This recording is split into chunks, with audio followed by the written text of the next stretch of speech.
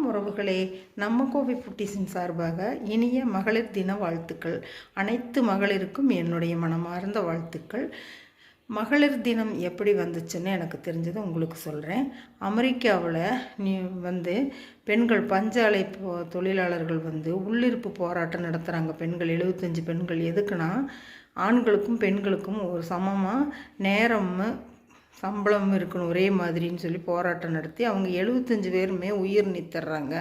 அப்போ 1910ஆம் ஆண்டு ஒரு மேடை பேச்சில் நியூயார்க்கில் ஒரு நிகழ்ச்சி நடக்குது. அங்கே இந்த எழுச்சி போராட்டம் இவங்க இந்த மாதிரி சொல்லிட்டு இறந்துட்டாங்க இல்லையா, மகளிருக்கும் ஆண்களுக்கும் ஒரே மாதிரி இருக்கும்னு. அதுக்காக சர்வதேச உலக மகளிர் தினம் சொல்லி அறிவித்தாங்களாமா.